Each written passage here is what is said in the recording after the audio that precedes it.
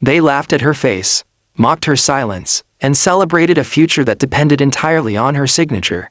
Without knowing, she was the one holding their empire together.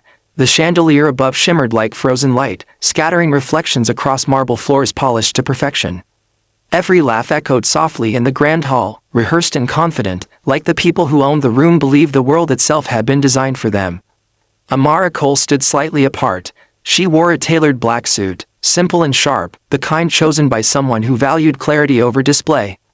Her posture was calm, shoulders straight, eyes steady. In her right hand, she held her phone to her ear, listening quietly, absorbing information that would shift the balance of power in the room, though no one noticed.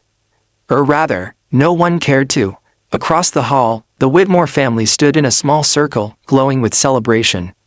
Victor Whitmore, the family patriarch, laughed loudly, his voice carrying authority earned from decades of inherited influence. Beside him, his wife Eleanor smiled with polite superiority. Their son Daniel had one arm around his fiancée, Lily, whose emerald dress sparkled under the lights as brightly as her confidence. Lily glanced toward Amara and leaned in, whispering something. Daniel followed her gaze. A smirk appeared. Victor laughed again, pointing casually in Amara's direction, not aggressively, not loudly enough to be confrontational. Just enough to dismiss. Amara noticed. She always noticed. Years ago, moments like this would have tightened her chest. Tonight, she simply breathed. On the phone, a calm voice spoke. Yes, Ms. Cole, the final numbers are confirmed. Once you decide, we proceed, or we stop everything. Amara's eyes lifted slowly, meeting her reflection in one of the tall mirrors lining the wall. She saw not just the woman she was now, but the girl she once had been. The one told to wait, to prove herself twice, to stay grateful. She lowered the phone slightly. I understand, she said quietly. I'll call you back. She ended the call and slipped the phone into her pocket. Behind her, the Whitmores were celebrating. They believed tonight marked their return to greatness. They believed the deal was already theirs. Amara Cole did not come from money. She came from silence, long nights, early mornings, and rooms where hope had to be built piece by piece.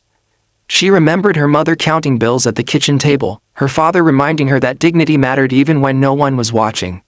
She had studied when others slept, learned when others doubted, built when others inherited. At 26, she launched a logistics tech firm that solved problems no one wanted to face. At 32, she saved companies twice her size. At 37, she became the quiet force behind deals that reshaped industries. She didn't chase attention, she let results speak, which was exactly why the Whitmores never recognized her. To them, power looked familiar. It looked like them. This engagement gala was meant to signal renewal. The Whitmore Group had struggled in recent years, poor decisions, outdated systems, declining trust. Their final hope was a private partnership with a company known only by reputation, Cole Strategic Holdings. No photos, no interviews, no public appearances, just results. Victor believed the CEO would arrive with fanfare. Instead, Amara arrived quietly. She had been invited under her full name. They simply hadn't connected it. And no one had corrected them. As Amara walked past the group, Lily laughed again, this time louder. Some people really don't know when they don't belong, Lily said, smiling sweetly. Amara stopped. She turned slowly. I'm sorry, did you say something? Lily blinked, caught off guard. Oh, no, nothing important. Victor waved a dismissive hand. We're just enjoying our evening. I'm sure you understand. Amara studied him, not with anger, but curiosity. I do, she said softly. She nodded once and walked away. Behind her, laughter resumed. None of them noticed Victor's assistant standing frozen near the bar, pale, staring at Amara with sudden recognition.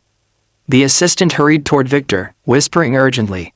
Victor frowned. What is it? That woman, the one in the black suit. Yes, that's Amara Cole. Silence fell. Daniel's smile vanished. Eleanor stiffened. Lily's laugh died in her throat. Victor turned slowly. Amara was now speaking with the event coordinator, calm as ever. Victor swallowed. No, that's not possible. The assistant nodded. I checked. It's her. A heavy weight settled in Victor's chest. The room felt colder. Victor approached Amara, his confidence recalibrated into urgency. Ms. Cole, he said, forcing a smile. I'm Victor Whitmore. I don't believe we've formally met.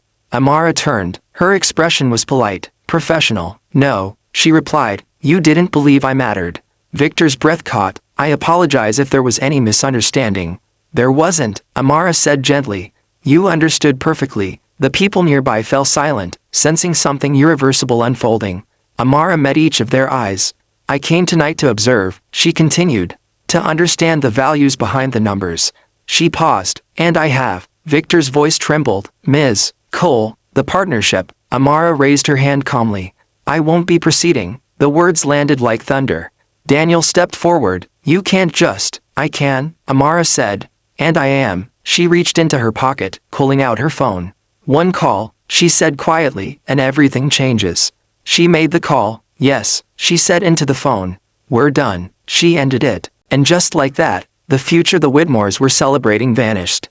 Amara walked toward the doors. No rush, no anger, no regret. As she passed Lily, she paused. This, Amara said softly, is what happens when you mistake silence for weakness. Then she left. The doors closed behind her, and the room, once full of laughter, stood empty of certainty. Sometimes the most powerful person in the room is the one no one bothers to understand. If this story moved you, inspired you, or made you reflect, subscribe to Black Inside USA for more emotional, powerful stories that remind us.